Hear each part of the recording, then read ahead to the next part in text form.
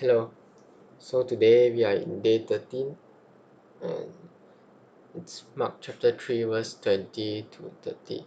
Okay, so here uh okay, and he went home and the crowd gathered again so that they could not even eat. Okay, meaning he's very busy, right? And when his family heard it, they went out to seize him, for they were saying he is out of his mind. And then some scribes also come that say that he healed the demons by Beelzebul. Okay. Uh the the parable, right? Or yeah, the parable that Jesus told about how can Satan cast out Satan, the kingdom, okay? He's saying that he is stronger than Satan, okay? So that's why he can drive the evil spirit or Satan out of those people.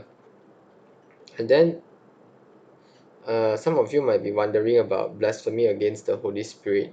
Never has forgiveness, but is guilty of an eternal sin. It's quite hard to interpret this one, okay? Because it's eternal sin, meaning cannot be forgiven, even by Jesus' blood, even by believing in Jesus. So for me, right, from my point of view, I think the most possible explanation, right, is a person who knowingly that, okay, consciously go against the Holy Spirit, okay, meaning like these scribes, okay, they know about the gospel, they know about Jesus Christ, they know about the Holy Spirit, but still they want to go against, they want to say something that is against the Holy Spirit.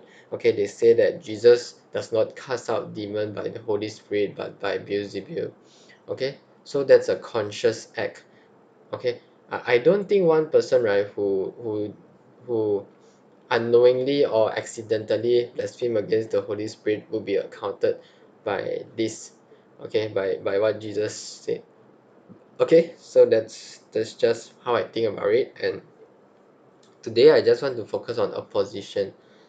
So as you know, Jesus gained popularity in Galilee, okay?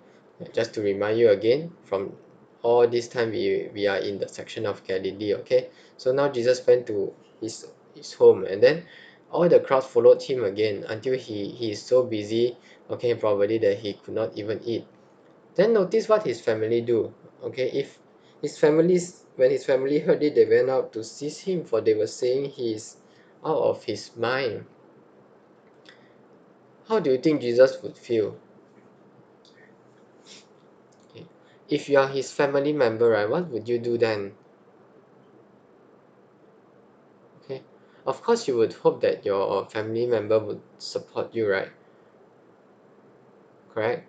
Maybe know that you don't have time to eat. Maybe they can keep some food for you, right? Or maybe bring the food out for you, or maybe bring some drinks, okay, or bring some snacks for you, right? Or wait for you until you are free. Then, they prepare the food for you, right? You would hope your family would uh, support you, right? Support what you are doing, but instead, right, they don't support and they say that he's out of his mind. Okay, sometimes it's very sad, but it happens, you know, when you want to follow. That's why Jesus said, right, when you want to follow Jesus Christ, right, okay, you will be hated by all for my name's sake. Normally it's not from our family if you are from a Christian background, or a Christian family, right? Because they understand what you are doing. But if you are not, then I think you would face some opposition from your family members. So here I just want to share one of my experiences, right? It's when I was in my high school, okay? After my high school, okay, then I did a workshop, academic workshop, okay, about how to score better, about the answering skills uh, of my uh, national exam, okay, we call it SPM, okay, where you would take that exam when you graduate your high school, okay, in Malaysia. So after that exam, after I got my results, then I feel like doing a workshop for my juniors. So I did it and I spent a lot of time on it, okay. But my parents weren't my family members were not very supportive, they don't like what I'm doing, okay, and they say I should have spent more time resting, okay, or maybe think about what I want to do in the future, okay, what I want to be, because at that time, right, you need to decide on your what you want to study next, okay. Because I was very uncertain at that time. I keep changing courses because I'm not quite sure. But one thing I'm clear, right, is at the time I feel that the workshop, right, is what God is calling me to do, okay. And that is the best time for me to do, because after a few years from that, right, I would the answering skills, right, I might not be as familiar as I was at that time, which is true, okay. Now I'm not that familiar anymore. I can't even score anymore, okay, if you ask me to answer the questions back then, okay. Because as time passes by, right, your memory, I mean, because you don't answer the question very often, then it's normal for you to forget certain things and not be so good at it. So that's why I want to do it back then also, okay. And I know I must do it back then, I can't do it now, because like for now, some answering techniques might change, okay. The format of the paper might change, the syllabus might change, okay.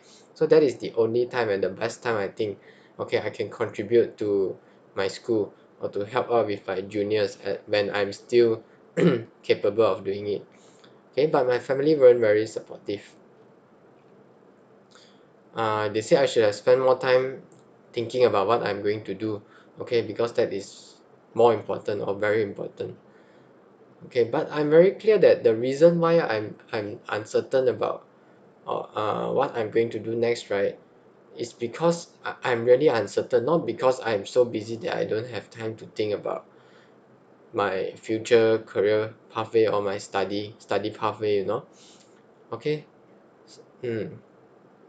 So what I'm saying is, in ministry, right, or whatever, right, when you start to follow Jesus, right, you would face opposition, okay, whether big or small, okay, whether it's from outside or from your own family, okay. So I think what we can learn today is to be prepared for it, okay.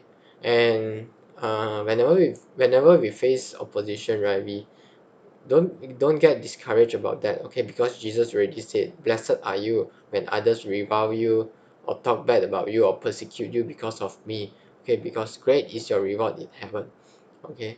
So what I want to say here is, don't be discouraged, okay. And know that there are people like you, okay, that would, despite the oppositions out there, right, they would still go on persevering, okay, to do the will of God, okay, to continue till the end, okay.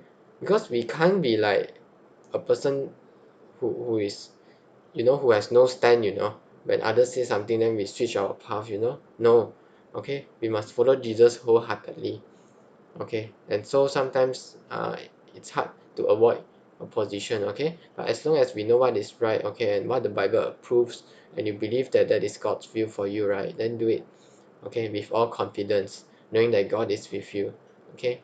If you look at Jesus, right, he also has opposition, like today, his family members, only much later after that, right, only they came to believe that he is the Christ, right, okay. And if you see, look at Peter and Paul, they faced so much opposition, right, in the book of Acts, until in the end we know that they are thrown to jail, and some even killed, right. If because of some opposition, then you give up, then what good is that, right, okay. Don't worry, move on, okay.